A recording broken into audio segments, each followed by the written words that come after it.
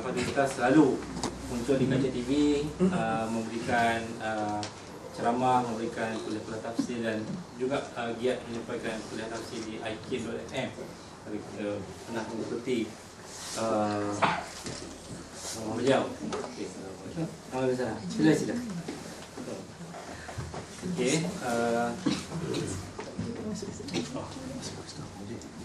Jadi sebelum kita mendengar pesan daripada Al-Fadhil Ustaz kepada Ustaz Dr. Zahra Muhammad, izinkan saya membaca sedikit biodata beliau lah, ya, supaya kita dapat mengenali dengan lebih dekat kepada Ustaz. Okay, jadi Ustaz Dr. Zahra Muhammad dilahirkan pada 17 September tahun 74. Jadi boleh kalkulate umur berapa. Okey. Kemudian dilahirkan di Melaka, bahasa di Melaka pada tahun 2004, mendapat pendidikan rendah di Sekolah Kebangsaan Kampung Gelam Melaka tahun 81 hingga 86. Bersekolah menengah di Sekolah Menengah Kebangsaan Agama Sultan Muhammad Melaka. Okey. Dalam tingkatan 1 hingga 3. Kemudian melanjutkan pengajian ke tingkatan 4 di Kolej Islam Sultan Alam Shah Kelang, Kisah sehingga tahun 91. Kemudian mendapat pendidikan ijazah, ijazah sarjana muda dalam bidang bahasa Arab dan Syariah di Universiti Yarmouk, Jordan. Okay.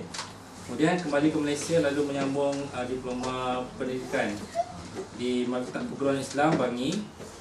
Kemudian mendapat ijazah sarjana dalam bidang bahasa Arab daripada Universiti Malaya.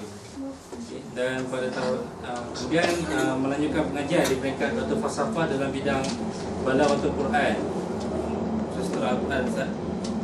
Balaghah. Kemudian juga dari Universiti Malaya.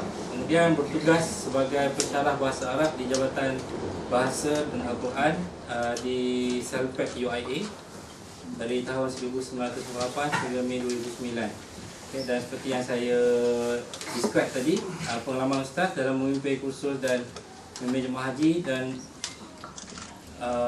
juga bertauliah dari lembaga tabung haji, kerap terlibat dalam bidang dakwah di akhbar, majalah, radio, TV dalam dan luar negara.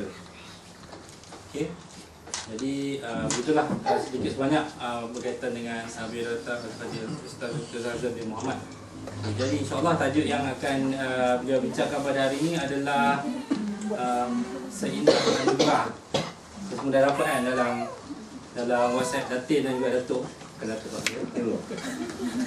Okey. InsyaAllah kita akan cubalah mendengar pesan beliau. Harap dapat memberikan sedikit panduan kepada kita, especially kita sebagai most of us lah, sebagai parent kan. Jadi sedikit panduan untuk parenting, keibu bapaan. Semoga kita mendapat bimbingan.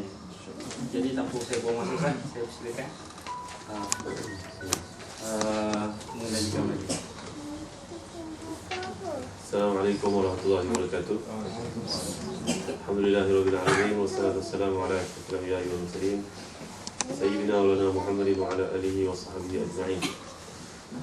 Rabbi shrah li sadri wa yassir li amri wa hlul 'uqdatam min lisani yafqahu qawli. Subhanaka la ilma lana illa ma 'allamtana innaka antal alimul hakim. Allahumma a'inna ala dhikrika wa syukrika wa husni ibadatik. Allahumma ja'alna muqimis shalah wa min dhurriyyatina rabbana taqabbal du'a. Amma ba'd. Dikasih saudara Zulfikar sebagai pengurusi pada malam yang mulia ini, khususnya kepada adik-adik, anak, tuan-tuan, perempuan, bakal doktor dan juga doktor-doktor yang dirahmati dan dikasihi Allah sekalian. Alhamdulillah, ya, punya tiada kalimah yang lebih mulia daripada kalimah alhamdulillah. Dan para ulama tafsir berkata alangkah indahnya kalimah tersebut. Kerana kalau Allah tak mengajar kita cara bersyukur padanya, maka tentulah akan berlaku perbezaan yang amat besar di antara seorang yang berpendidikan tinggi dengan seorang yang tak bersekolah. Bagaimana cara mereka nak mengungkapkan rasa terima kasih. Masuk.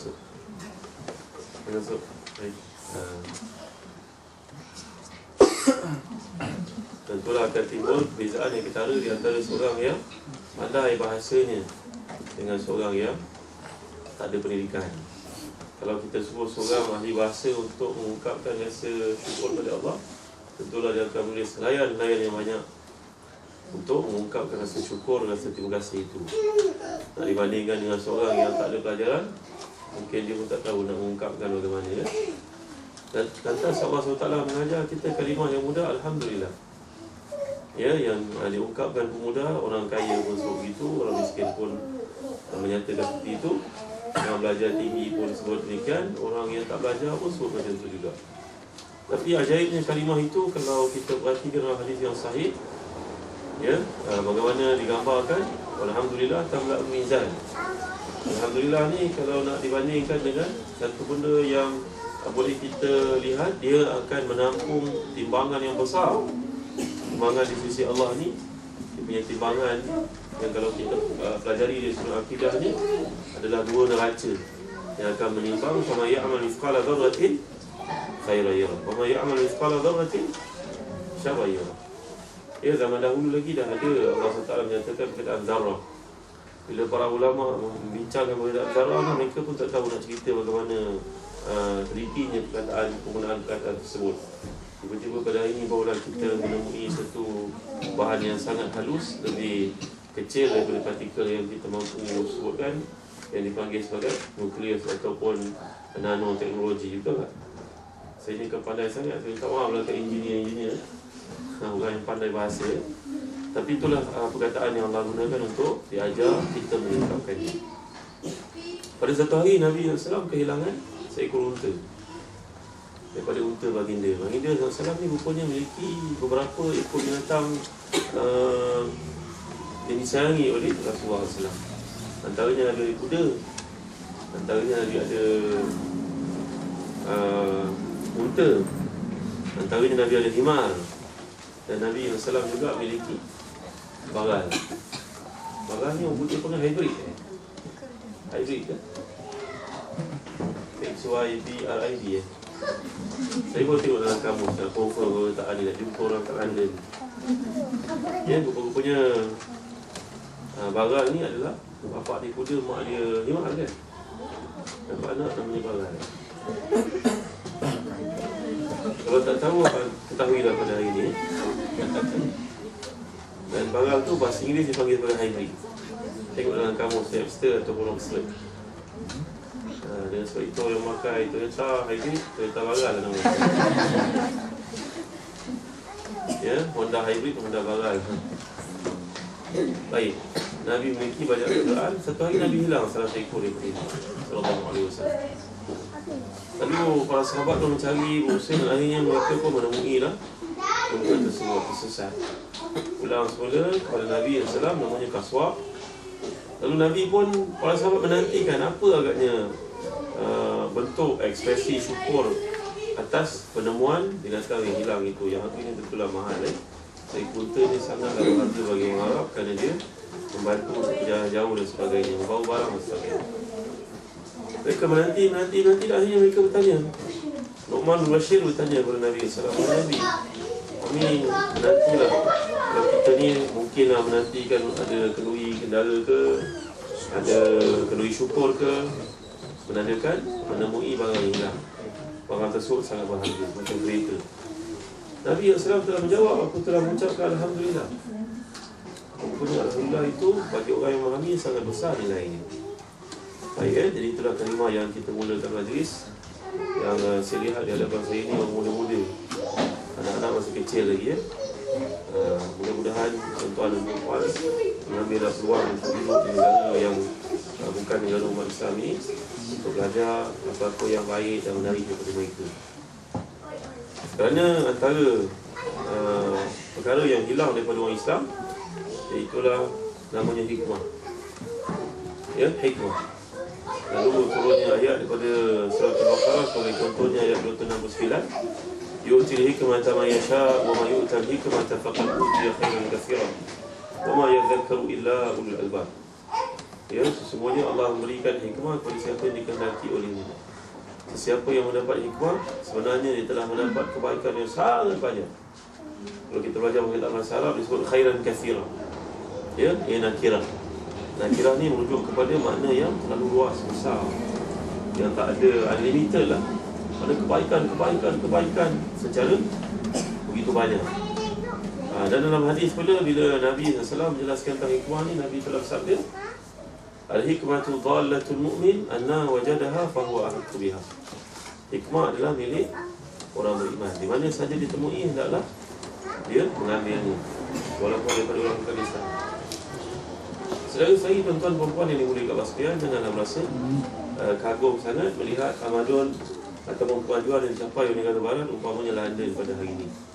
Kerana kalau saudara-saudari membaca sejarah Andalus, Spain, yang sebagai Hispania dahulu, zaman kerajaan Islam beberapa ratus tahun lampau. Sebenarnya Spain, Andalus itu kita baca dalam kitab-kitab sejarah yang terdahulu, mereka itu macam New York pada abad yang pertengahan. Mereka telah pun membangunkan sistem jalan raya yang sangat cemerlang, sangat hebat. Dan kada orang di Perancis sebagai contohnya menerima bangun pada waktu pagi, digambarkan oleh Ibn Fadlan, seorang pelaut di kalangan kerajaan Islam Baghdad, datang ke Perancis melihat orang Perancis bangkit pada waktu pagi. Mereka ada seberkas air yang akan digunakan oleh si ayah untuk membersihkan muka, berkumur, membersihkan hidung, berkumur-kumur, membersihkan kotoran melekat pada tubuh, kemudian dimuntahkan balik ke dalam bekas itu. Dan tiba turn ibu pula untuk mengambil menggunakan itu. Dan ambil pula turn anak yang sulung, berikut dan seterusnya sampai terakhir. Ibn Fadl mengatakan alangkah pengotornya orang-orang di barat, di Perancis yang dianggap negara yang paling hebat ketenteraan pada waktu itu. Ya, Ibn Fadl telah mengatakan kami dalam Islam diajar oleh Rasulullah, bangkit waktu pagi, tangan jangan cedok ke dalam bekas sampailah dibasuh dulu 3 kali. Kerana dalam hadis mengatakan hendaklah dibasuh tangan terlebih dahulu, fa innahu la yadri aina batat yadu. Seseorang kamu tidak mengetahui pada malam di mana tangan itu tidur. Maksud tidur Nabi merayaplah, merayap sana, merayap sini. Jadi hendaklah dibasuh dahulu sebelum memegang benda-benda lain. Tapi yang aku lihat di Perancis, begitu keadaannya, kata Ibn Fadlan. Bercerita pula tentang, sebagai contohnya, apa yang dibanggakan di Perancis lagi pada waktu itu, kerajaan Islam Baghdad menghantar jam yang telah direkecekta oleh engineer di kalangan umat Islam di Baghdad. Baghdad pun kalah ya, kalau nak banding Andalus macam New York, Baghdad pada masa itu macam lain, macam London, macam Paris lah. Mereka buat engineering 1 jam automatik yang dihadiahkan kepada pemimpin tertinggi Perancis, pertukaran hadiah. Lalu tibalah kepada Charlemagne. Saya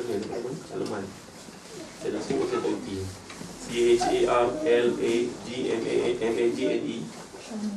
Charlemagne. Charlemagne. Pemimpin tertinggi kerajaan Perancis pada masa itu. Dia pergi nyejam, lalu raja ni pun merasa hairan. Kenapa jam ni bergerak sendiri? Lalu dipanggilnya segala engineer yang ada, yang membina orang Perancis mendapat keuntungan luar biasa atas pembinaan Eiffel Tower. Tentu dunia datang sehingga mereka jadi bandar yang paling ramai orang kunjung nak tengok tower ni kan. Mereka pun kumpul tengok ni, apa benda ni. Lalu akhirnya tak boleh nak buat keputusan. Dipanggil pula padri untuk terlibat dan mereka telah mengeluarkan fatwa bagi para Kristian bahawa jam ni digerakkan oleh syaitan. Dan dengan sebab itu raja tidak dibenarkan memakai benda yang minta bantuan kepada syaitan. Ini tak ada. Pelik pada masa itu. Dan bila mereka pergi ke Andalus, mereka rasa kagum tengok sungai yang ada di Andalus itu telah dimanfaatkan begitu sekali, sehingga Abdul Rahman yang keberapa yang menjadi khalifah Islam yang terkenal telah membina satu kincir air yang masih lagi ada sampai ke hari ini. Saya pergi tahun lepas, saya pergi tengok ya tuan-tuan, saudara-saudari, anak-anak.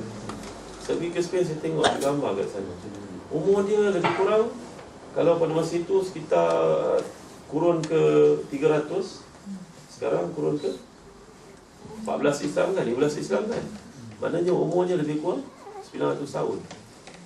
Cuma kerajaan Spain pada ini cubalah untuk mengelakkan daripada diketahui identiti sebenar bahawa dia dekat orang Islam.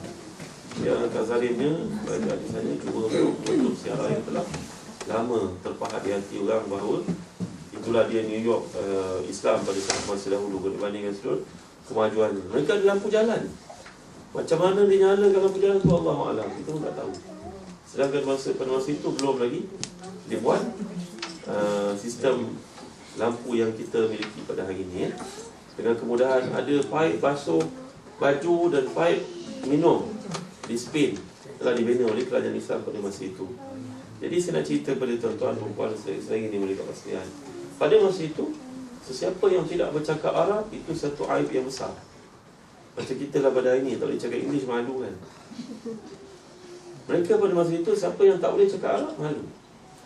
Kerana bahasa Arab dia anggap bahasa kemajuan, bahasa civilization. Maka dilaporkan oleh para penulis sejarah pada masa itu, termasuklah oleh orang-orang yang tidak beriman sekalipun, orientalis, mengatakan bahawa anak-anak orang-orang yang duduk dekat dengan negara orang Islam berusaha untuk belajar bahasa Arab, walaupun ayah ibu mereka melarang. Pergi ke kelas, ya, pergi ke tuition waktu malam, semata-mata untuk bercakap bahasa Arab, kerana bahasa Arab adalah bahasa kemajuan, bahasa ilmu, bahasa pencapaian, bahasa kemajuan, bahasa engineering pada masa itu. Tapi apakah daya, ya, kerana terlalu jauh antara kita dengan mereka, Allah turunkan ayat wa tilkal ayyamu nudawiluha bainan nas. Itulah hari yang telah berlalu, ketika kamu berada di atas, mereka berada di bawah, dan kini Allah terbalikkan, kamu berada di bawah dan mereka berada di atas. Dan sedang-sedang tuan-tuan dan puan yang dimuliakan Allah sekalian, tujuan saya bawa perkara ini adalah supaya kita sedar, walaupun kita berada di negara yang maju, yang hebat seperti hari yang kita lihat pada hari ini untuk negara keduniaannya, tapi kita ambillah yang baik, ya, dan perkara-perkara yang tidak ada nilai di sisi Allah, yang mereka amalkan, kita jangan ambil, jangan bawa pulang. Kerana Dr. Yusuf Qaradawi berkata, aku merasa hairan melihat orang Islam pada hari ini. Aku menjangkakan pergi ke masjid, aku lihat ramai orang pergi masjid di Baghdad, di Mekah, di Madinah sekalipun, ya, di Qatar tempat aku duduk, di Mesir apatah lagi. Aku menyangkakan mereka ni bukan sibuk bekerja, berusaha niaga, sedang sibuk dengan engineering ke, dengan architecture ke. Tapi umumnya dunia tidak juga, akhirat pun tidak ada, dunia pun tidak ada. Kerana orang Islam pada hari ini, dia suka bagi pun, diambil daripada barat, segala yang baik, yang buruk terlalu banyak diambil daripada yang baik. Maka kita sebagai ibu yang dimuliakan Allah sekalian, ambillah daripada mereka ni. Kan? Saya baca dalam majalah Forbes antarabangsa. Majalah Forbes, ya. Semua kita tahu majalah Forbes kan, majalah menyenaraikan jutawan-jutawan dunia. Salah satu fokus yang diambil beberapa bulan kita adalah Spain. Dia tengok Spain ni ada banyaklah kemajuan mereka. Salah satu daripadanya yang saya baca, Zara ni fashion kan? Fashion kan? Semua suka kita pergi Zara kan? Baju dia, kasut dia ni murah lah ni. Berapa pound ni? 12 pound. Kenapa nak kali dengan 5? Dah jadi macam putih kan? Murah ni bang, murah. Isteri saya pun kata, murah ni bang, berapa ni? 20 pound je bang, 20 pound cuba awak kali dengan 5. Sama juga dengan Zara kat Kuala Lumpur. Jadi kalau kita perhatikan, mereka ni, Zara sebagai contoh yang saya baca, dia punya turnover tahun 2012 saja sebanyak 82 bilion USD kan? Antara orang terkaya di dunia. Dan dia berkata bahawa kalau dia meninggalkan generasi dia, 3 generasi pun tidak akan miskin. Pada calculation dia pun dah umur 80 lebih dah sekarang. Sama lah dengan angka pencapaian dia. Umur dia 80 lebih, pencapaian dia 80 lebih juga. Kan? Saya lihat ni, saya fikir, tengok kat sini. Ya Allah, hebatnya kalau orang macam dia ni kan, yang mencipta pakaian. Dia pakai orang satu dunia. Kan? Kami di Telaga Biru, kami pakai satu alat yang dia panggil Pro Tools. Pro Tools ni alat untuk merakam. Dia rakam suara kita, dia boleh normalize kan. Dia boleh buang sekarang dan bunyi-bunyi lain yang masuk. Bayangkan macam mana cara dia, mekanisme dia bekerja, engineering dia. Dia buat dia seorang Yahudi, yang mana kalau orang terlibat dalam bidang rakaman, suara terutamanya radio ICAM ke radio ke semua pakai Pro Tools. Hebatnya Pro Tools ni. Kalaulah orang Islam yang buat benda macam ni kan. Kalau tengok dalam Khawatir pula, Khawatir, satu filem Arab, kalau peluang kan tengok Khawatir kat YouTube. Khawatir seorang Arab, dia mengajak kita berfikir macam orang bukan Islam. Benda-benda yang kita maksudkan sebagai hikmah ni tadi. Bayangkan ni, kalaulah orang Islam yang buat kereta, bayangkan orang Islam yang buat kapal terbang, bayangkan orang Islam yang buat alat ni, kan? Bayangkan alat ni, kita tak payah bawa Quran pergi mana-mana. Tapi kalau kita miliki satu iPhone, kita duduk kapal terbang pun boleh buka Quran, kan? Kalau kita menunggu pun dekat mana-mana tempat, boleh buka Quran, boleh buka hadis. Bahkan dia menghafal kitab hadis yang 6. Bukhari, Muslim, Tirmizi, Ibn Majah, Nasa'i, Abu Dawud, dia hafal. Takut-takut besok ke akhirat ketika kita terkial-kial nak menyeberangi tiga sirat, kita akan melihat iPhone kita yang terbang atas kepala kita. Dia masuk Quran, dia masuk dalam syurga lebih pasti daripada kita, kerana dia menghafal Quran. Tengok kan? Ya Allah, hebatnya selagi-selagi tuan-tuan yang boleh sekalian. Dunia yang orang yang berhikmah. Hikmah ni tadi kalau kita perhatikan kata para ulama, dia merujuk kepada 8 makna. Kata Ibn Jauzi, seorang pentafsir Quran yang terkemuka dalam kitabnya Zadul Masir, dia kata sebenarnya hikmah yang Allah masukkan ada 8. Kalau kau kaji, kau perhatikan hikmah yang sangat banyak berulang dalam Quran ni, dia merujuk kepada 8 makna. Yang pertama, dia merujuk kepada ilmu. Yang kedua, hikmah yang Allah gunakan dalam Quran merujuk kepada kebijaksanaan. Itu sebab dipanggil Luqman Al-Hakim, Luqman yang bijaksana.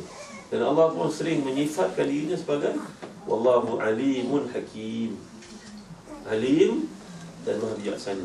Jadi kalau kita belajar bahasa Arab, Allah sebut alimun hakim, Allah mengetahui perkara itu sebelum ia berlaku, ketika ia berlaku dan selepas ia berlaku. Sebelum ia berlaku, kita ni mengetahui satu benda selepas dia berlaku, selepas dia beritahu kepada kita. Dan di samping Allah mengetahui benda itu, Allah bijaksana pula dalam percaturan.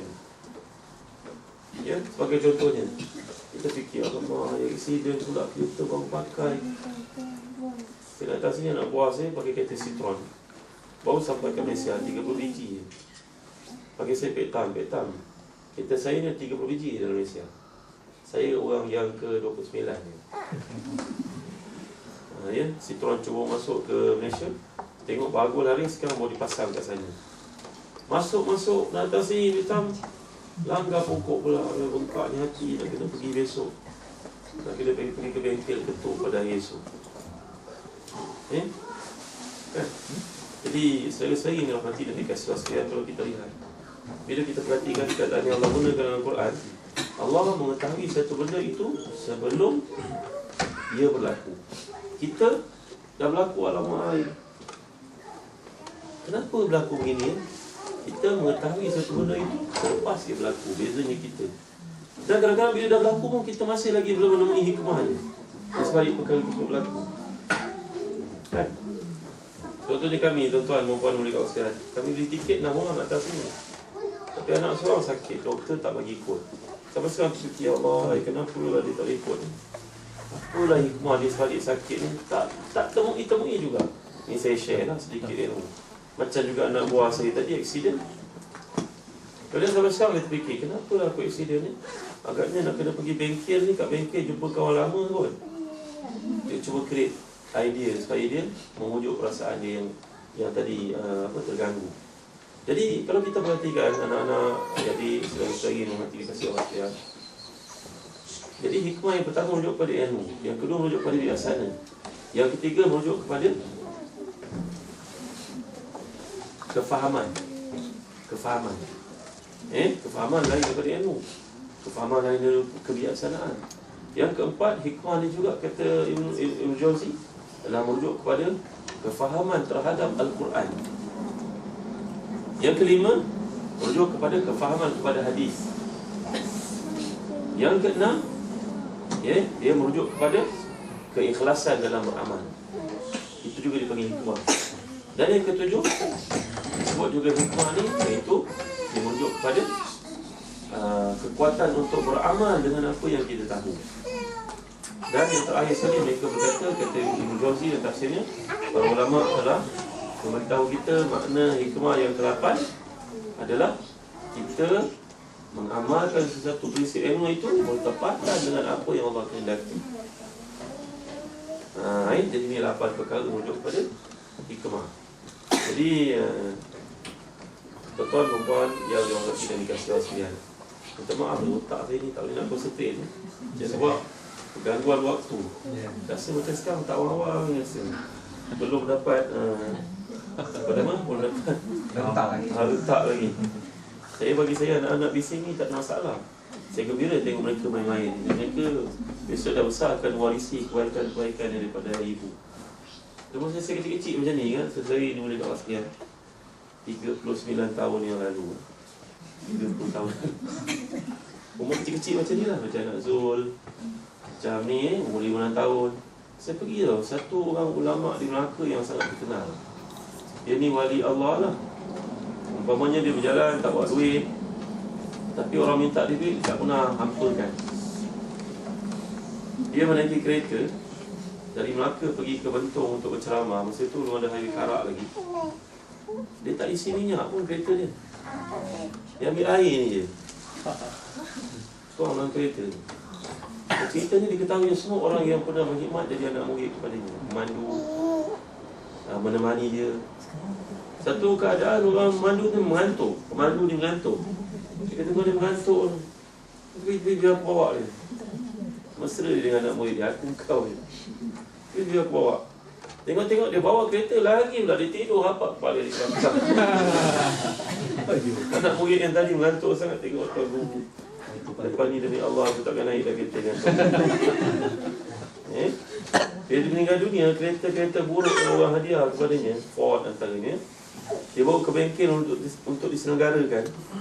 Kereta itu dibabati tak ada clutch, tak ada brake. Minyak hitam dia memang tidak ada yang dulu kering lagi lah. Tapi kereta tu berjalan, membantu dia pergi ceramah. Dan saya adalah antara anak murid yang paling kecil yang hadir dalam kuliah. Saya tak faham, saya main lari sana, lari sini. Sampailah bila dah besar, dewasa, pergi belajar kat Jordan. Bila saya belajar satu benda, saya tak faham. Betul perempuan yang menjelaskan. Saya cuba termenung, saya tak ingat apa yang dia ajar tu dia atas, saya faham. Padahal masa saya kecil macam anak tuan-tuan, lari sana, lari sini. Dia suka pegang kepala. Dia sudah besar jadi lama anak dia. Tuan-tuan perempuan dia ni boleh pasal balik pada cerita dia. Saja yang ada tengok tuan-tuan mengantuk, saya pernah dah keluar sikit. Baik kan? Jadi sebenarnya tuan-tuan perempuan ini boleh kasihan dalam segala gerak kerja kita sangat perlukan hikmah ni tadi sebagai ingredient awal, sebagai minyak pelincir, sebagai petrol kepada kenderaan kita. Kalau kita berfikir ni hikmah sangat penting. Kalau dia merujuk kepada satu daripada 8 perkara yang telah saya nyatakan tadi, dia akan merujuk kepada akal. Itu sebab dalam Islam ni, baik faham ke, ikhlas ke, kebijaksanaan ke, ilmu ke, faham Quran ke, mengamalkan according to Quran dan hadis ajar ke, semuanya merujuk kepada akal. Itu sebab Allah SWT mengharamkan kita minum arak. Itu sebab Allah SWT mengharamkan isap dada. Itu sebab Allah SWT memutuskan Islam antara maqasid dia. Maqasid yang tahu objektif dia maknanya satu daripada dia menjaga akal. Menjaga akal, menjaga agama, menjaga keturunan, menjaga harta. Kan? Ini adalah tujuan syariat meletakkan hukum hakam. Sebab Islam mengharamkan sebagai tutur dengan Allah. Kita dalam hidup ni sama ada menjadi ayah, menjadi ibu, menjadi pensyarah universiti, menjadi businessman ke, menjadi apa sahaja dalam hidup, kita perlu nombor satu pada hikmah ni tadi. Dan hikmah ni sebenarnya tuan-tuan perempuan yang dimulai kat ASEAN, kalau kita kaji pula dia punya root dia adalah berakal ubikan kepada sebenarnya dalam diri datang hikmah ni kerana ada rahmat. Kita ada anak sebagai contoh ni, hikmah dia ni. Kenapa kita hikmah dia ni? Dia buat perang yang kita pernah, tapi kita masih lagi ada perasaan rahmat pada dia. Rahmat ni pula kalau kita belajar dia daripada Ar-Rahim. Bismillahirrahmanirrahim. Kata para ulama, Ar-Rahman adalah sifat Allah SWT kepada semua manusia, tak kira dia Islam atau tidak Islam, yang diberikan waktu mereka di dunia. Itu namanya Rahman. Ar-Rahim dikemudiankan Kerana kata mereka lagi, ia adalah khusus untuk orang yang beriman sahaja dekat akhirat. Itu sebab kita kadang-kadang merasa hairan melihat orang bukan Islam lebih berjaya daripada orang Islam di dulu. Macam saya cerita tadi kan, saya lupa nama bos pada Zara ni apa tu, memiliki perniagaan asetnya bernilai lebih daripada 80 bilion. Petronas pun baru 88 bilion ni, 6 bilion lagi nak pinjam Petronas dalam senarai konsortium, konglomerat dan juga korporat yang terkaya di dunia tadi. Kenapa mereka berjaya? Kenapa kita tak berjaya? Adakah tiada rahmat Allah SWT bagi kita? Jawapannya rahmat Allah ada pada semua. Tapi engkau tidak hikmat dalam pelaksanaan kau. Hikmat yang dimaksudkan tadi salah satunya ilmu kan? Ilmu dan pelaksanaan dan sebagainya. Kalau kita perhatikan, contoh, tuan-tuan dan puan di mulia sekalian, dekat Gombak, masa saya wajar dekat Gombak dulu, banyak kawasan bawah pencawang elektrik, orang-orang Cina tanam sayur daripada Gombak sampai ke Bentong. Tanah free. Tanah free. Sampai ke Merah Highland, sampai ke Bukit Tinggi kan. Tengok kan? Semua orang Cina. Kadang-kadang saya pergi tengok dekat-dekat, jumpa juga orang Melayu. Seorang daripada 10 orang Melayu. Ya, tapi bila kita tengok tanaman orang Cina ni lebih menjadi. Acung, akau. Tapi Ahmad ni tak menjadi kan. Kat sini bila kita compare kan selagi ni mulia kat sekalian, rahmat Allah ada pada mereka. Ya, mereka tanam pokok, tanam sayur, tanam buah-buahan dan sebagainya. Mereka ini orang Islam, mereka ada syariatullah. Mereka orang Islam, mereka ikut syariat. Tapi sayangnya mereka tidak mengikut sunnatullah dalam hidup. Kerana ilmunya tak sempurna. Ilmu penanamannya tak sempurna. Jadi mereka gagal. Saya orang Islam, saya tanam sayur, tentulah Allah akan rela saya. Dia orang kafir, tentulah dia tanam sayur, dia tak akan maju berjaya. Boleh cakap macam tu? Takkan selagi-selagi ni mereka sekalian, tak akan berlaku. Kerana kau orang Islam itu satu perkara, tapi kasih sayang Allah untuk semua manusia sama kat dunia. Kau usaha ni dapat. Kau tak usaha orang Islam, kau gagal. Macam juga orang Islam, mereka tewas dalam perang Uhud kerana mereka tidak mengikut saranan yang telah dikemukakan Nabi SAW. Mereka berkata, kami orang Islam, kami tentu akan menang macam dalam Badar. Tengok-tengok tidak. Allah tidak mengekalkan kemenangan mereka. Bahkan 70 orang di kalangan mereka ni mati syahid. Selesai yang mati dan dikasih Allah sekalian. Jadi rahmat, dia mempunyai kesinambungan kepada hikmat. Hikmat ilmu, rahmat adalah asasnya. Ya, kalau kita nak bandingkan, hikmat ni macam kenderaan dan rahmat ni adalah enjin. Ya, bila kita buat satu perkara tanpa rahmat, tuan-tuan dan puan-puan yang dimuliakan Allah sekalian, percayalah tidak akan ada hikmat pada dia. Kita tak sayang pada anak kita, macam mana kita nak hikmah pada dia kan? Tapi kalau kita sayang pada dia, asas dia ada, maka kita akan tengok macam mana cara nak penuhi dia, macam mana cara nak atasi masalah dia, macam mana cara kita nak meredakan kenakalan dia, kita akan berfikir. Kerana asas dia tadi ada rahmat. Dan tuan-tuan dan puan yang dimuliakan sekalian, sebenarnya rahmat ni pun dia tidak akan berlaku melainkan dalam kerja yang kita buat ni adalah ikhlas. Kalau kita ikhlas, maka Allah SWT akan beri kepada kita rasa rahmat tadi, dan insya-Allah kesinambungan daripadanya akan ada hikmat dalam apa yang kita perbuat. Ya, jadi kalau kita kaji surah Luqman sebagai contohnya, hikmat tu kita nampak macam buah pada batang pokok. Tapi jangan lupa tuan-tuan, pokok ni tidak akan mengeluarkan buah melainkan dia ada struktur, mekanisme perjalanan sehingga dia terbit menjadi buah. Dia ada beberapa proses sebelum itu. Dia ada proses akarnya mengambil air, menyedut baja, ya, kemudian luarannya melawan segala bentuk penyakit, dan kemudian untuk dia bertahan pada sebarang cuaca. Kemudian barulah dia akan subur dan keluarlah buah. Jadi kalau saya nak panjang kepada tuan-tuan dan puan yang dimuliakan sekalian, tamsilan yang Allah kemukakan ini ada dalam surah Ali, dalam surah Ibrahim sebagai contohnya. Alam tara kaifa darallahu mathalan kalimatan thayyibatan ka shajaratin thayyibah asluha thabitun wa saruha fis sama' tu'ti ukulaha kulla hinin bi idzni rabbiha wa yadribu Allahu al-amthala lin-nas la'allahum yatadhakkarun. Allah mengumpamakan kehidupan manusia ni macam sebatang pokok. pokok ada akar, ada batang, ada daun, kemudian keluar bunga, kemudian barulah keluar buah. Maka itulah bandingan kita di sisi Allah Subhanahu Wa Taala. Dan apa yang kita buat, cubalah kita ikhlaskan diri kepada Allah Subhanahu Wa Taala. Kita datang negara yang macam London ni, cuba fikir balik, ambil masa sikit dan buat satu simple postmortem muhasabati. Kenapa aku pergi London ni?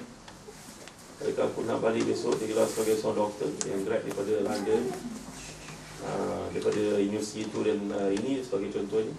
Ataupun aku pergi London ni, maklumlah kalau aku nak pergi sendiri, bila aku akan datang?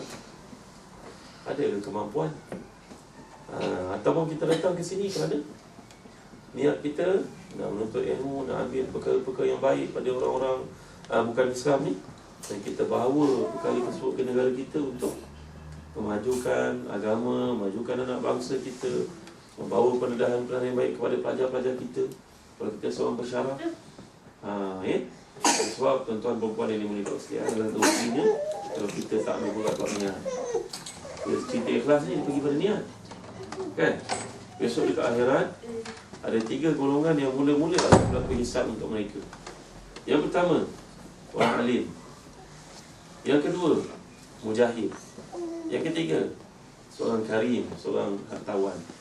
Orang kaya, orang berilmu, dan orang yang banyak harta. Orang banyak harta, orang yang berjihad, dan orang yang berilmu.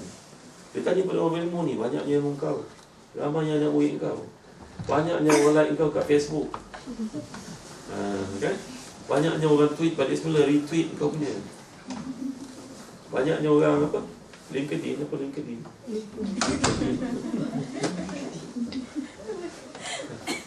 Instagram. Apa ni? Instagram. Instagram. Kan?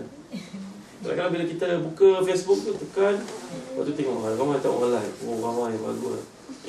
Orang ni benci kat aku, siap kau, aku ban kau. Tuan-tuan perempuan ni boleh kau sekalian, akhirat besok orang yang berilmu dipanggil Allah di depannya syurga neraka yang mana kau nak masuk.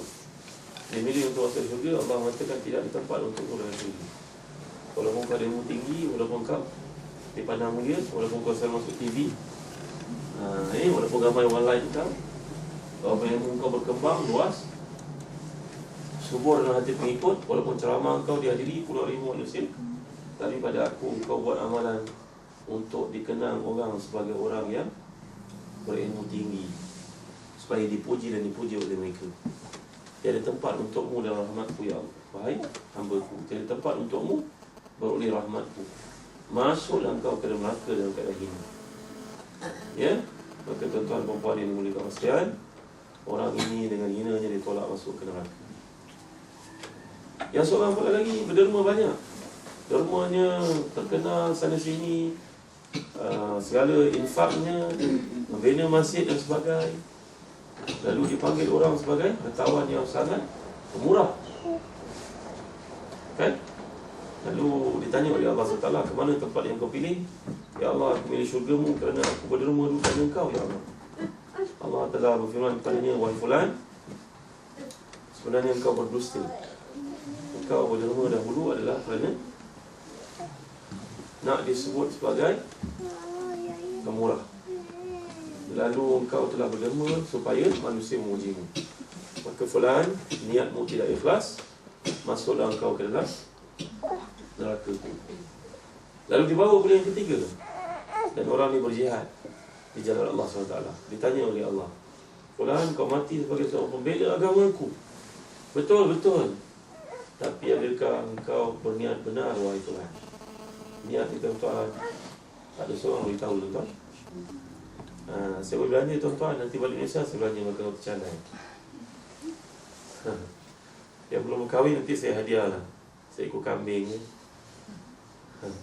Hari kedua ni nanti kan, yang nak buah saya ni. Besok kahwin, kita bagi derma. Tapi orang berderma ni, tuan-tuan perempuan yang dimuliakan Allah sekalian, orang berjihad di jalan Allah SWT. Kalau dia tak ikhlas, dia berkata pada orang dia ikhlas, tapi di sisi Allah dia tidak ikhlas. Engkau berjihad sampai kau mati hanyalah supaya orang sebut engkau sebagai panglima, kan?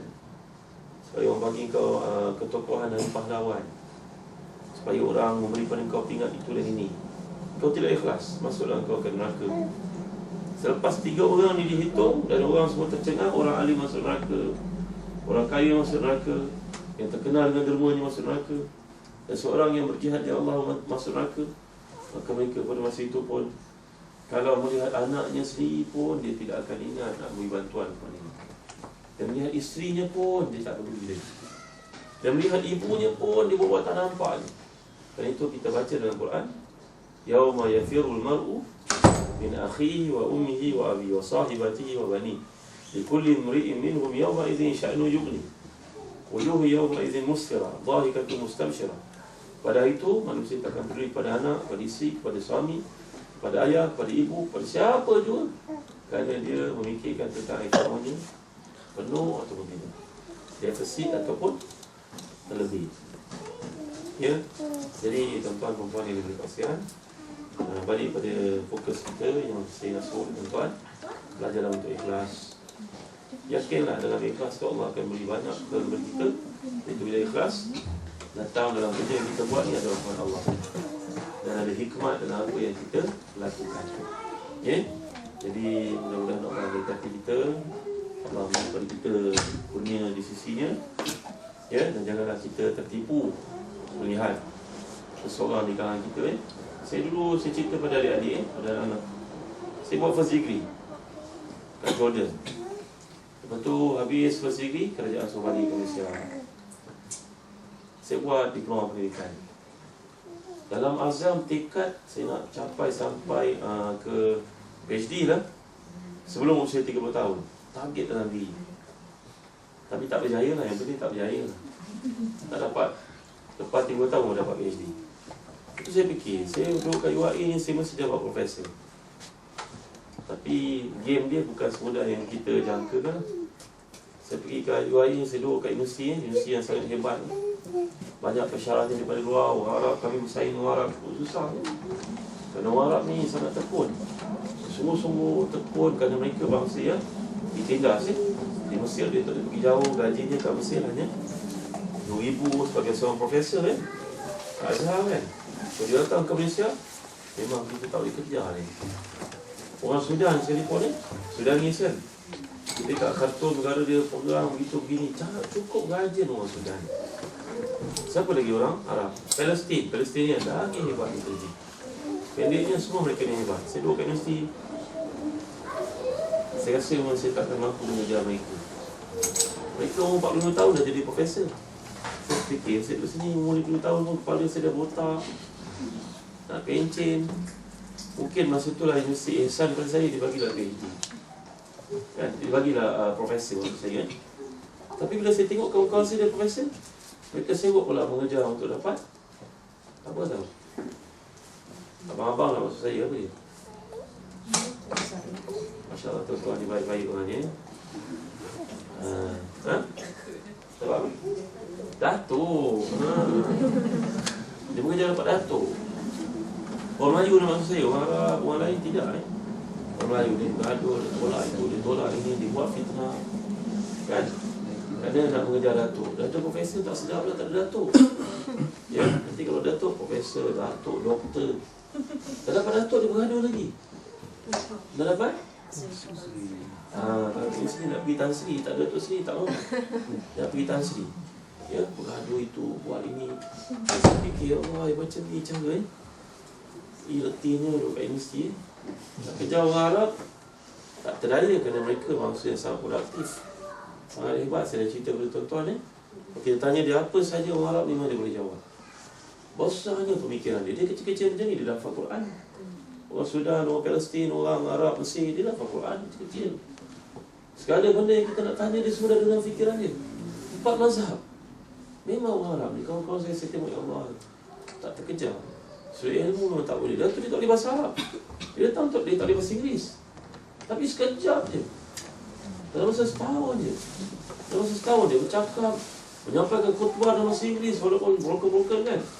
Lepas tahun dia boleh menulis jurnal dalam bahasa Inggeris. Ya Allah, sungguh-sungguhnya orang Arab ni memanglah hebat dia. Memanglah ni Saki-Baki, Masyafi'i dulu yang kita baca kisah-kisah hebat mereka. Penguatannya kuat, hafalannya hebat, ilmunya tinggi kan. Jadi saya cerita, saya duduk kat sini, saya cakap pada isteri saya, bila abang nak jadi profesor ni kalau macam ni? Profesor mati lah, bila nak dapat ni? Lepas tu ada persyaratan, dia ujuk kat persyaratan kan? Lepas persyaratan dia pergi PM lah, profesor mati lah.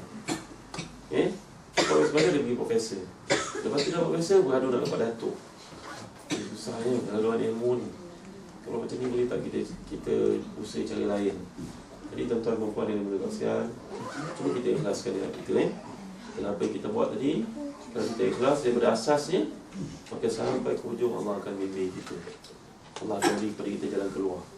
Kita tahu kan ayat "Wa may yattaqillah yaj'al lahu makhraja". Siapa yang bertakwa pada Allah, yang ikhlas, Allah akan beri dia jalan keluar. Allah beri kepada dia kemudahan. Saya tak kata saya berjaya, tidak tuan. Tapi saya pun masih sedang belajar tentang ikhlas yang saya sebutkan tadi Jadi mudah-mudahan apa yang saya sampaikan ini mendatang manfaat kepada kita semua, difahami, dapat diamalkan. Dan kadang-kadang kagum saya melihat, walaupun saya seorang ustaz, tapi saya jumpa dekat UAE sana, kawan-kawan saya dalam engineering, ya Allah, dia punya ketokohan dalam agama lebih daripada kami dalam bidang agama. Ikhlasnya lebih daripada kami. Kami tahu ada doktor yang kita kenal kat UAE pun, kat Kuantan, kesungguhannya mengajar budak-budak, tujuannya untuk terlibat dalam semua aktiviti mendatangkan kebaikan kepada anak-anak murid, siswa dan siswi. Memang tidak ada tolak banding. Ya, rupa-rupanya inilah cara Allah beri kemanisan beribadah, dan kerja itu sebagai daripada ibadah kepada orang yang ikhlas macam mereka. Ya, dan saya doakan diri saya dan tuan-tuan perempuan sekalian dikurniakan perkara ini. Bila kita ikhlas, kita telah menanam pokok di lapangan yang betul. Kita dah sediakan untuk dia baja, air, cairan air yang cukup. Lepas tu tak usah bimbang lah, dia akan keluar mengikut kepada rahmat Allah. Kemudian keluar bunga, keluar buah. Dan itulah dia hikmah yang kita nantikan dalam semua tindak tanduk kita.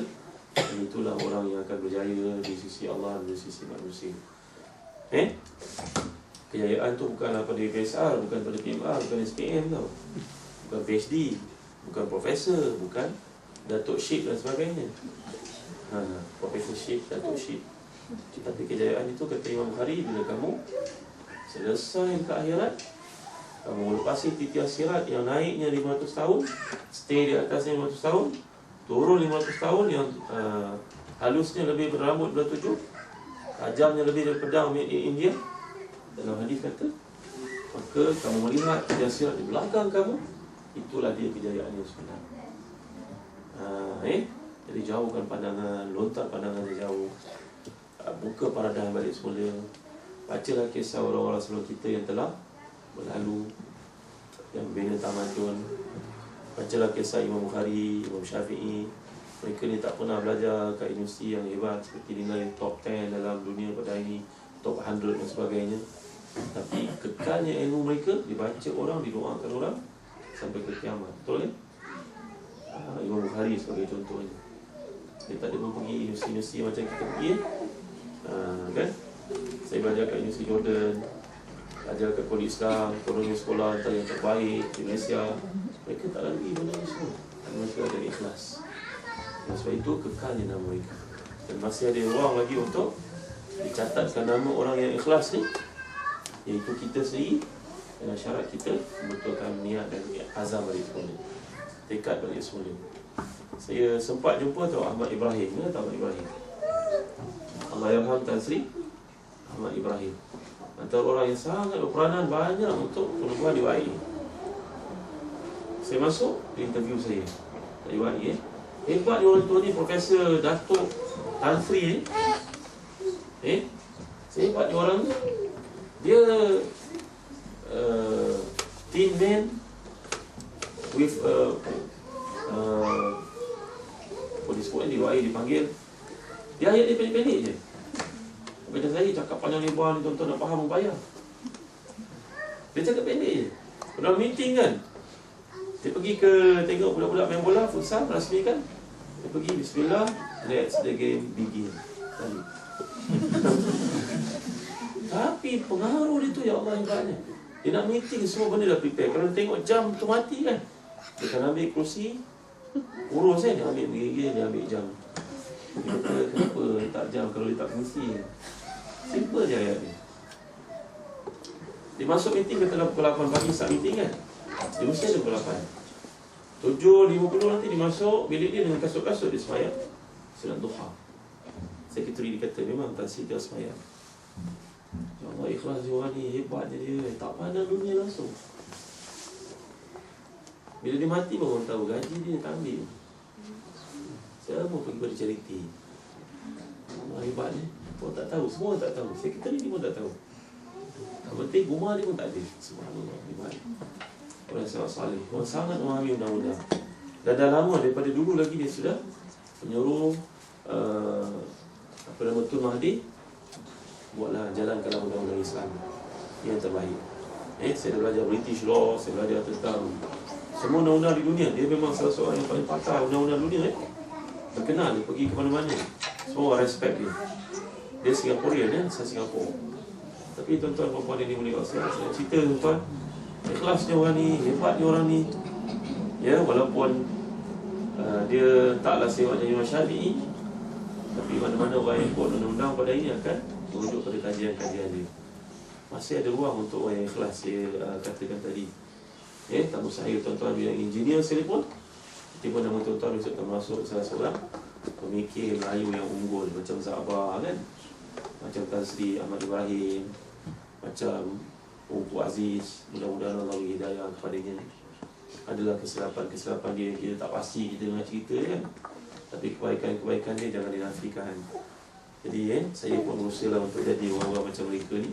Yang saking tuan-tuan jangan lupakan niat ni tadi, ikhlasan ni tadi, supaya kita dapat apa yang kita nak dunia, dan lebih penting lagi kita dapat apa yang Allah untukkan di akhirat. Sekian setakat ni saja dulu. Wabillahi taufiq wal hidayah. Sallallahu ala sayyidina Muhammad wa ala alihi wa sahbihi wa sallam. Alhamdulillahirabbil alamin. Assalamualaikum warahmatullahi wabarakatuh.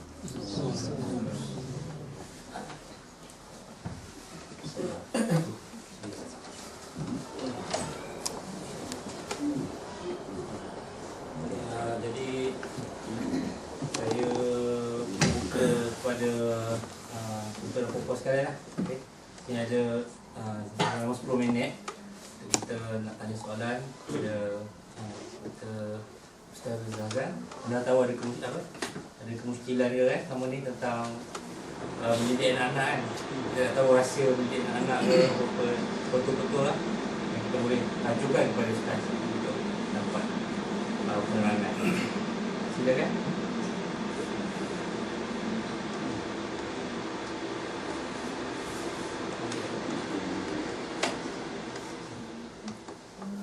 Assalamualaikum Ustaz. Assalamualaikum. Saya ada satu soalan, tapi sebenarnya berkenaan dengan niat tadi, macam tadi Ustaz cakap, suatu kerja tu kita mestilah niat yang betul dan ikhlas kan. Soalan saya macam mana kita nak mengikhlaskan niat tu daripada starting sampai habis. Kadang-kadang kita mula-mula rasa macam betul ni niat lillahi ta'ala, tapi tengah-tengah tu ada tersasar sikit.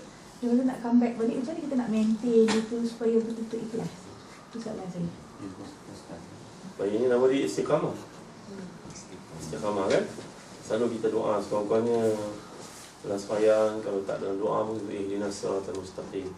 Tunjukkan kami jalan yang lurus Kata para ulama fizik, lurus itu merujuk kepada jarak yang paling dekat yang antara dua titik kan? Betul tak?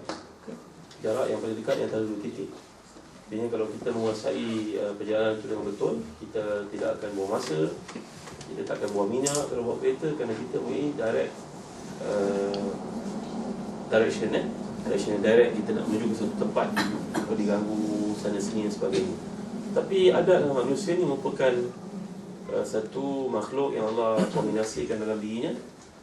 Dipanggil oleh para ulama tasawuf, contohnya Imam Ghazali, dalam diri kita ada nafsu, ada akal, ada jiwa, dan setiap satu ni dia memerlukan kepada pengisian.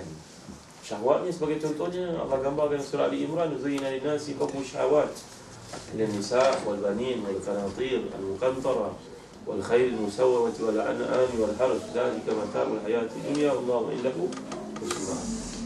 Manusia ni dibayangi oleh tarikan syahwat yang berbagai. Nombor satu, perempuan. Ya, tarikan yang paling kuat bagi orang lelaki adalah perempuan. Lepas tu kenderaan, anak-anak, kenderaan, hasil perladangan, kemudian hasil perusahaan perniagaan, emas, perak. Ini semua adalah tarikan-tarikan syahwat yang menyebabkan kadang-kadang iman kita kendur. Jadi itu sebab dalam Islam datangnya taubat, datangnya istighfar. Tak adalah manusia ni jalan terus tanpa gangguan apa-apa, mustahil. Kerana manusia ni tidak masuk macam para nabi. Para nabi, masya-Allah, Allah pelihara mereka. Terganggu perempuan, Allah bawa Nabi Yusuf. Tapi Allah pelihara Nabi Yusuf kerana baginda adalah seorang nabi Allah yang maksum. Dan Muhammad SAW sebagai contohnya, daripada kecil walaupun belum nantinya nabi, nak buat maksiat, nak ikut kawan-kawan pergi ke kelab malam pada masa itu dah ada pada zaman Arab awal dulu. Allah tidurkan Nabi kita sampai ke esok hari boleh terjadi. Tapi kita tidak. Itu sebab Quran datang dengan idea yang sangat realistik. Quran bukan idealistik, Quran realistik. Dia cerita pada kita bagaimana adik-beradik Nabi Yusuf cuba untuk mengkonspirasikan Nabi Yusuf mati. Artinya pada hari ini kalau kita ada anak ni, tuan-tuan ni, saya kenal seorang kakak, suami isteri belajar dekat UK ni lah. Mereka ni engineering, balik, dah lama umur dah dekat pencen lah. Anak-anak sedang besar lah, ada masuk universiti dah keluar. Ustaz, anak saya ni Ustaz, dulu saya nak jadi macam Ustaz. Macam Ustaz mana? Macam Ustaz lah. Kenapa nak jadi macam saya? Nak suruh dia masuk TV Ustaz.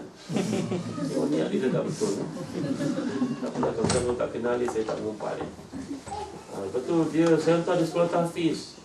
Bagus Ustaz, sekolah apa ni? Sekolah di Malaysia dia panggil sekolah Hira di Kelang. Hira ni budak-budak bijak lah, nak orang pandai-pandai lah.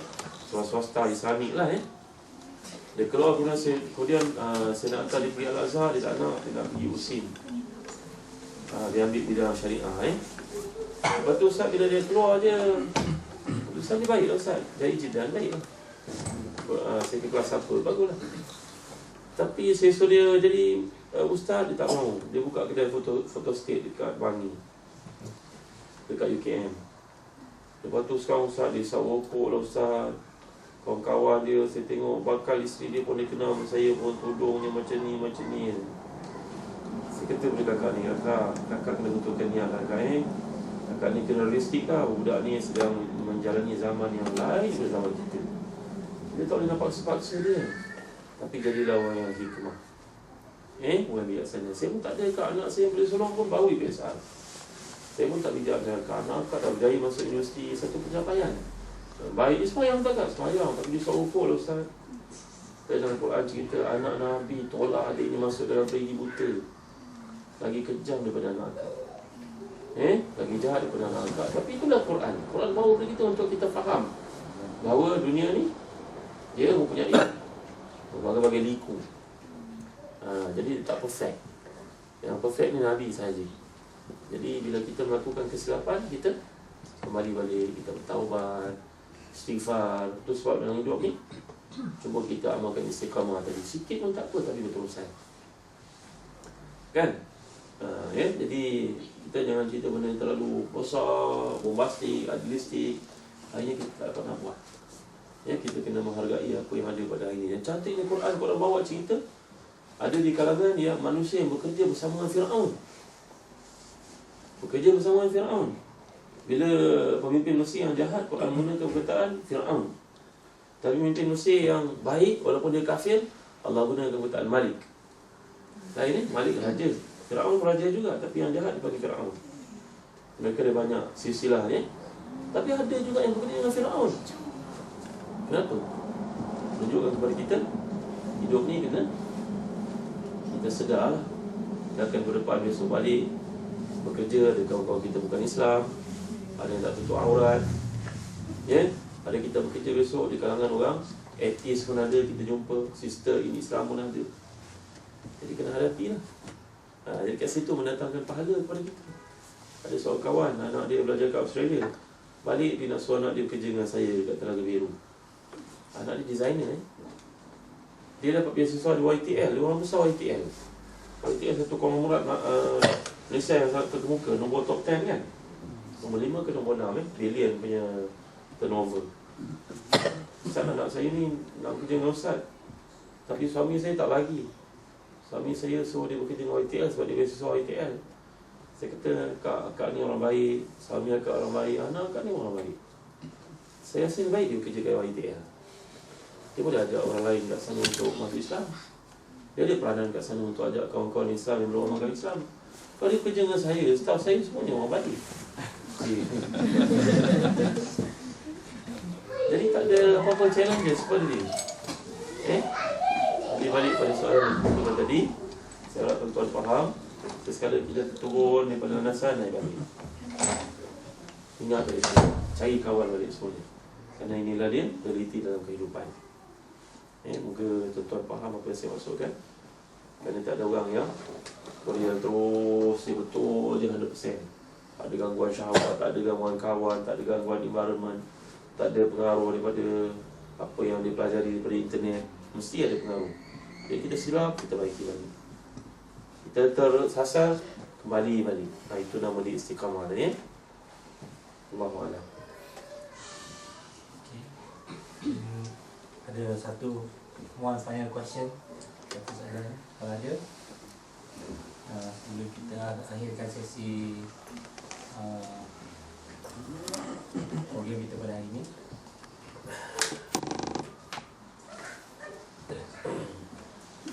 Ustaz.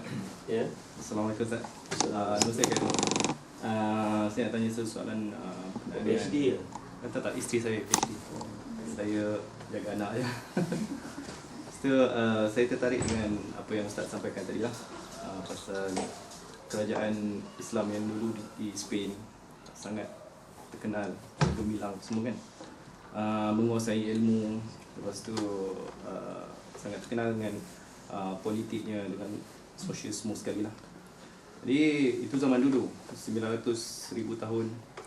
Tapi zaman sekarang ni nampak gayanya macam umat Islam dah kat bawah. Kalau dulu macam Ustaz cakap, siapa yang tak pandai bahasa Arab ada perasaan malu macam tu kan. Sekarang ni siapa yang tak pandai bahasa Inggeris ada perasaan malu, sedangkan siapa yang bercakap Arab jadi malu pula, terutama di barat lah sekarang ni.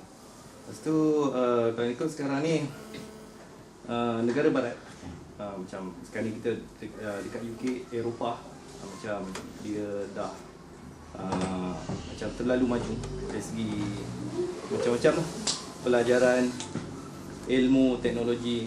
Tapi kita berada di keadaan yang di bawah lah kira kan.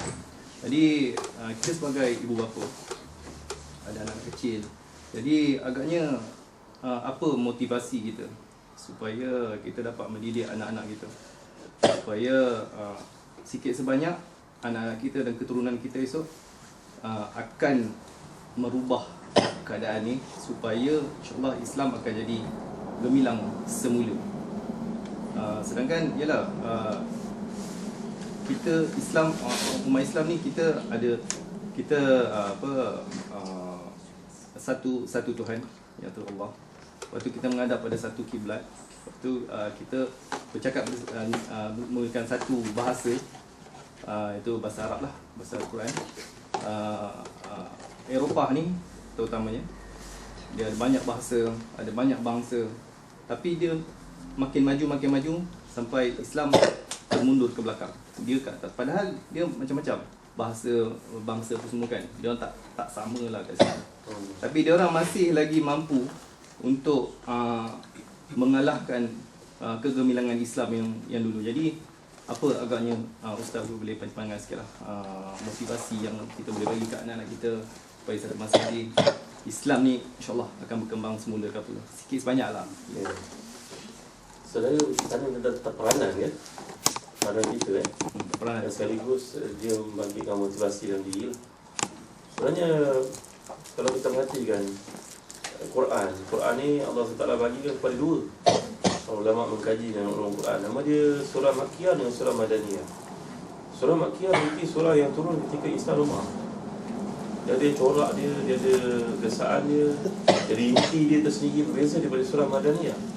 Seorang Madaniyah itu bila Nabi selamat berhijrah ke Madinah, dia letak dia lain, fokus dia lain, kemudian penceritaan dia lain. Jadi penting bagi kita umat Islam untuk sedar bahawa kedua perkara ni ada dalam kehidupan kita. Ketika kita kuat dan kita lemah. Dan Dr. Yusof Radhawi berkata bahawa sebenarnya pada ini Islam kita nak kata lemah? Tidak. Nak kata kuat pun tidak. Jadi kita kena adaptkan dua sekali peranan yang ada. Jadi kembali kepada diri kita sendiri, tuan-tuan, perempuan, adik-adik, anak-anak yang dimuliakan Allah sekalian. Saya bawa cerita ni supaya tuan-tuan faham. Saya ada seorang kawan. Dia duduk di Singapura. Dan kita tahu Singapura satu negara yang termaju di dunia kan. Dan saya baru tahu tadi pada Dr. Umar yang saya menumpang ni, bahawa Universiti National University Singapore satu yang terbaik dalam fakulti engineering kan. Di 10 yang terbaik di dunia, Masya Allah, amat mengejutkan. Dulu UM pernah capai pun top 100 kan. Tak sampai 10 Kawan saya duduk kat Singapura. Dia jadi pengurusi masjid ke satu masjid yang sangat tua, sama tua dengan masjid yang tertua di Malaysia. Namanya Masjid Kampung Ulu, Masjid Kampung Keling, dekat Melaka. Masjid ni bertitik tolak daripada sejarah mula-mula pedagang datang Islam datang Melayu. Mungkin umurnya dalam 400 tahun jadi masjid ni diambil keputusan oleh Parlimen Singapura untuk dirobohkan. Masjid Masjid Omar Kampung Melaka. Sebaya dengan Masjid Kampung Keling dan Masjid Kampung Ulu di Melaka, coraknya sama, tiang seringnya sama, bentuknya sama. Dan ditafsirkan oleh arkeologi ni umur ni memang sekitar 400 tahun, 200 hingga 400 tahun. Maka kerajaan Singapura buat keputusan untuk robohkan masjid ni. Ada tanah commercial value yang sangat tinggi dan mereka akan dipindahkan ke tempat yang jauh, lebih besar, lebih luas, dekat dengan perumahan. So masjid ni untuk tengah-tengah bandar. Kelilingnya semua commercial punya buildings Maka bagi mereka itu satu penghinaan. Kerana dulu terkenal Datuk Nenek Moyang dulu 50-60 tahun lepas mereka kan mulai kat situ. Masa Lee Kuan Yew mula-mula merdekakan Singapura kan. Mereka masa adalah banyak sejarah yang tersendiri, jariah orang yang membina masjid dan sebagainya. Mereka buat satu mesyuarat, akhirnya mereka datang satu idea. Iaitulah mereka pergi berziarah kepada kerajaan Saudi. Dan Saudi sangat malu-malukan kedatangan orang Islam minoriti dalam negara Singapura. Dan Singapura negara yang maju. Jadi Saudi raikan, Menteri Agamanya bawa pergi sana, bawa pergi sini. Dan dekat hujung tu, dia orang pun minta lah daripada kerajaan Saudi, kami datang sini, datang pula ke masjid kami Singapura. Jadi kerajaan Saudi akhirnya membawa delegasi mereka, lawatan balas, diplomatik, pergi ke Singapura. Hantar pada Singapura, kata nak ziarah masjid sekian-sekian, kerana lawatan masjidnya telah menjadikan Taulah tu. Singapura dah putuskan dalam parlimen masjid tu akan dirobohkan. Mengenangkan hubungan diplomatik, perdagangan dan sebagainya dengan Saudi. Saudi negara kaya kan, minyak macam-macam, Singapore defense pada dia kan. Singapura tak jadi, batalkan niat untuk robohkan masjid itu. Dan pada hari ini masjid itu, saya pergi masjid itu banyak kali, dinobatkan the oldest prayer house in Singapore. Dia beri pula dana lagi. Dan dia beri penghargaan dan kerajaan Saudi datang ziarah ke situ every year. Bagi bantuan, bagi itu. Kerajaan Singapura pun bagi itu, bagi ini, bagi geran dan sebagainya. Jadi saya cerita kepada tuan-tuan, Singapura peringkat awal mereka pelik lah. Kenapa pula Saudi nak ziarah tempat ni? Kalau kami robohkan masjid ni, besok Singapura, besok Saudi datang, dia tanya mana ni masjid tu. Payah kan nak jawab. Ini hubungan antara bangsa kan. Jadi tuan-tuan, kita ada peranan tuan-tuan. Janganlah kita berkata kita tak ada peranan. Dan saya ada kawan yang kedua, saya ni orang buku Kami penerbit buku di Telaga Biru. Kami terbitkan majalah Solusi, majalah Ustaz, majalah JenQ, buku-buku Quran Wakaf Tidak dan sebagainya. Di MPH, ini saya sebut kat dalam negara lah tuan-tuan. MPH adalah satu badan buku, kedai network buku, buku chain kedai buku yang antara terbesar di Malaysia. Mungkin nombor 2 besar in term of size daripada popular ada 70 lebih cawangan, MPH ada 50 Dia dimiliki sepenuhnya oleh, tahu siapa ni? Nama dia Methodist Publishing House. Sebelum itu Malaya Publishing House, sama British lagi. Dia buku dia ada. Lepas tu Tun Mahathir, Tun Mahathir suka baca buku. Dia cakap lah pada Billionaire Melayu Seri Mokhtar Bukhari supaya beli MPH ni. So Seri Mokhtar Bukhari lah beli tahun 2000, saya ingat 2003-2004 kan lalu Seri Mokhtar Bukhari beli dengan duit kociknya saja. Jumlah dia sebut dalam catatan akhbar tu di Singapura keluar. Pasal token dia Singapura Singaporean. MPH ni token dia Singaporean. Saya Mokhtar Bukhari beli dengan duit kociknya, duit shilling kociknya saja. Dengan harga 30 juta. Duit kociknya saja. Bukan duit kan, duit kocik saja. Dan tukar dia daripada Chinese kepada Muslim. Alhamdulillah. Tapi saya Mokhtar Bukhari, saya tak tahulah apa yang berlaku di situ kerana semua manajemen dia adalah Cina lagi. Dekat board of directors semua Cina saya kenal. So saya selalu pergi ke Frankfurt Book Fair, saya naik kapal terbang dengan dia orang. Board of director MPH dia pergi. Cina semua. Seorang daripada Cina, Baba Nyonya Melaka. Orang yang cakap Melayu fasih, semua board of director Cina. Policy makers Cina. Seorang je Melayu tersesat dekat situ, nama dia Zafri. Dekat purchase manager, dia seorang Melayu. Yang lain Melayu dia bawa-bawa je. Keluar daripada universiti tak ada kerja, isi masa kosong kerja. Minggu depan kita cari dah tak jumpa, dah berhenti kerja tempat lain. Susah betul Saya tukar je. Tapi orang Cina dia bekerja tukar sampai naik pangkat tinggi. Zafri ni dia budak UiTM. Daripada bawah sampai kepada bahagian dia duduk purchase manager. Jadi kau kan susah orang lain lalu situ. Kerana pada tangannya sign order buku dengan tak nak order buku. Purchase satu. Jadi kami pun ambil buku. Kami jumpa kan dia, Zafri, tolonglah awak order buku kan. Order buku saya lah. Orang Melayu, mereka kena baca. Saya dah buku baik, buku saya bagus. Kita lobby pada dia. Pujuk ni, awak Islam, saya orang Islam. Banyak Zafri tu pun beranikan diri. Dia stop semua order buku Christianity dia berhentikan. Berani itu besar luar biasa. So buku-buku Christianity kalian tidak akan dapat lihat lagi di MPH sampai hari ini. Padahal dulu dalam 20 tahun lalu kalau kita pergi ke MPH, kita akan tengok main display punya rack tu mesti buku Kristian kan. Sekarang tak lah. Dia buat pesan sangat berani. Dia buang, dia remove apa yang ada yang diclearkan, dijual, lepas tu dia tak order lagi. Sehingga dalam satu peringkat board of directors yang terima Chinese ni panggil dia. Cik Zafri, kami terima maklumat bahawa awak pandai-pandai stop order buku Kristian dan awak ganti buku Melayu terlebih dulu dan sebagainya. So boleh bagi jawapan kenapa? Soalan di inquiry domestik lah, domestic inquiry lah. Nak kena agak hukuman ni. Tapi Zafri ni dia tekad, kalau saya kena buang, saya redha. Saya boleh kerja tempat lain dengan ilmu yang ada. Saya pun dapat kalahan buat bisnes itu dan ini yang isteri. Dari UiTM ni budak-budak berani lah buat bisnes. Tapi saya dia beri kaedah untuk jawab. Dia kata, tuan-tuan, saya talking about dollar and cent lah. Tuan-tuan investor kan, tuan-tuan ni buat itu kan, tuan-tuan dia untung kan. Tuan-tuan tengok, sejak saya pegang bahagian ni, tengok dia punya kejayaan mencatatkan meroket naik. Dan saya beritahu kepada tuan-tuan, sekarang era sudah berubah. Orang Melayu baru nak membaca. Dan orang-orang Cina, mereka sudah tidak baca physical book, mereka baca digital. Mereka sudah beralih.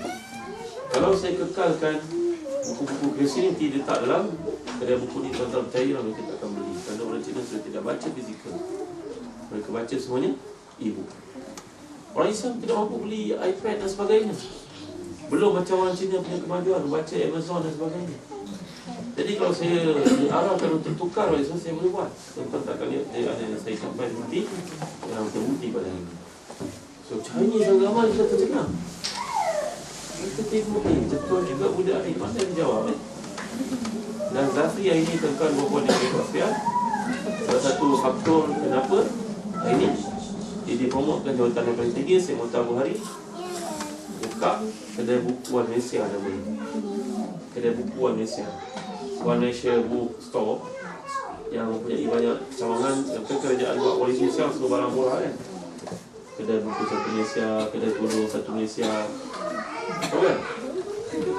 Ada tudung satu Malaysia. Kedai kain satu Malaysia. Jadi dibuat juga kedai. Macam kedai kain satu Malaysia tu dia ambil Kamda tak silap saya. JB dengan kerajaan tak kedai kain. Kedai barang satu Malaysia dia team up dengan Naidin buat kedai. So kata buku murah, harga jauh lebih murah. Hujung semua lebih murah, tak percaya boleh beli ni.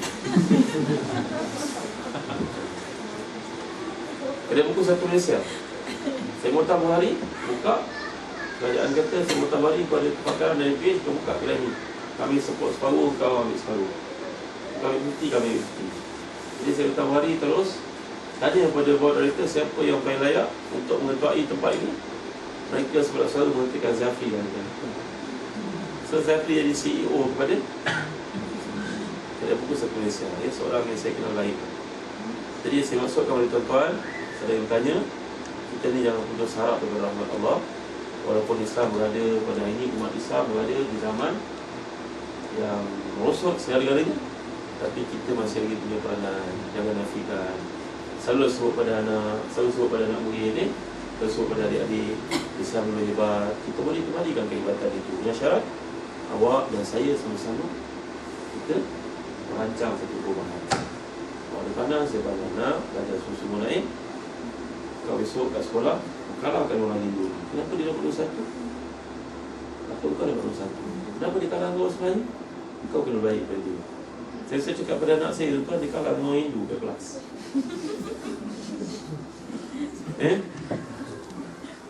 Jadi dia cakap pada dia, nak kenapa dia lebih baik dengan awak? Awak lebih baik lah. Kita orang Islam yang hebat lah. Kita ada Allah, mereka tak ada Allah. Jadi kita mesti lebih baik dengan mereka. Ya Alhamdulillah, dia dapat kalahkan juga lah. Kalah, dia menang, orang tu kalah. Dia menang, dia kalah, orang tu menang. Dia dapat nombor 1, tak dapat nombor 2. Tak kena itu. Jadi tuan-tuan, rumah di mulia kasihan. Saya yakin kalau semua kita berfikir cara macam ni, Islam akan lebih hebat. Yang lemah bukan Islam, umat Islam yang lemah. Umat Islam yang tidak mahu Islam yang betul. Kalau kita tak berjaya bawa perkara ni, Allah akan tukar kita, kan? Kita ni semua berbuat. Allah akan gantikan, mungkin orang Cina lebih baik bagi kita masuk Islam. Kan? Bila Nabi marah kat orang Arab, Nabi tunjuk pada Salman orang Parsi kan? Hari kelar Salman. Bukan Salman. Kamu semua kalau tak boleh berjaya, besok Allah gantikan dia lebih baik dari kamu. Para ulama kata lepas tu terus Allah tukar bangsa Turki memimpin Islam. Turki Osmani kan. Walaupun tak berlaku pada Salman ni orang Parsi bukan Iran Syiah, bukan Para ulama mengatakan akhirnya apa yang Allah buktikan betul-betul berlaku, yang orang Turki memimpin Islam 800 tahun. Jadi kalau kita tak mampu, kita tak buat kerja ni, maka orang yang mengganti kita. Jadi orang Cina yang lebih baik dari kita, mereka masuk Islam. Masa tu tinggalkanlah kita. Jadi buatlah apa yang kita mampu, peranan kita, jangan lemah semangat. Selalulah tiup, selalulah baca, selalulah kaitkan. Saya suka tengok khawatir tau. Walaupun orang tengoklah YouTube, khawatir. Khawatir, K-H-A-W-A-T-E-R. Dia tunjuk dekat Jepun, macam mana orang Jepun buat, kenapa Islam tak buat macam ni. Kemudian tunjuk macam mana dalam main dam, main chess, perkataan-perkataan digunakan itu asalnya daripada bahasa Arab. Orang Arab yang mula-mula gunakan. Tamadun berasal daripada orang Arab. Banyak perkataan. Sugar kan, sugar. Sukar, bahasa Arab. Terbukti tengok dalam kamu-kamu besar, semuanya perkataan dia bahasa Arab. Checkmate, semuanya bahasa Arab. Jadi sebenarnya Islam awal dahulu sampai Barat, mereka tak jumpa yang lebih sesuai dengan perkataan Islam. Mereka ambil perkataan itu. Alabama dekat Amerika dikatakan itu nama Arab Allah Bama Allah Bama asalnya. Macam mana saya pun tak berapa pasti, saya tak semua baca lanjut. Banyaklah benda-benda yang asalnya Islam mereka telah pun tukarkan kerana kita Islam tak kuat umat Islam tidak kuat. Jadi cerita pada anak, tiup semangat itu, bimbing, pujuk, dedahkan balik semula, kan? Dan jalankan tanggungjawab kita dengan baik, insya-Allah Islam itu menjadi terpandang, terhormat, mulia balik semula. Saudara-saudara kita kat Denmark, kat Belgium, datang Maulid Rasul, mereka bukan selawat macam kita tau. Berkasidah panjang-panjang, pakai serban, pakai selipang pula. Yang tak pakai selipang dia panggil Wahabi. Yang tak nak pakai serban dia panggil Wahabi. Susah. Dia benda-benda terminologi, benda kecil-kecil. Fikiran kita kecil. Biasa pandang sikit Wahabi. Kan kat Malaysia ni bahana yang paling berat sekali, tuduhan-tuduhan macam ni. Kita madai lah, kita kata Syiah tu sesat, cukup lah. Empat mazhab ni yang ada Islam, Hanafi, Maliki, Syafi'i, Hanbali. Dan Wahabi ni sebahagian daripada Hanbali sebenarnya. Orang Islam dekat Eropah ni pergi hebat, datang Maulid Nabi, mereka bagi biskut, bagi kacang, bagi coklat, bagi roti, pada budak-budak balik sekolah, ketuk rumah bagi hadiah. Lalu orang-orang Kristian di situ masa terkejut, apa hal aku berlaku hari ni? Mereka beritahu hari ni adalah hari bulan tahun kelahiran our Prophet Muhammad sallallahu alaihi wasallam. Dia adalah ejen kepada kedamaian sedunia. Maka kami nak tunjuk kepada kamu, Muhammad tidak pernah berlaku apa yang kamu gambarkan semuanya sekali. Nampaknya ada peranan kan? Jangan-jangan kita skopkan, kecilkan skop pada benda yang retorik, selawat saja, pemahaman saja, berkasidah saja, banyak yang lain yang boleh dilakukan. Boleh tuan? Alhamdulillah. Berapa? 8. Baru Ustaz 8. tu Malaysia berapa? 25. Dah lewat.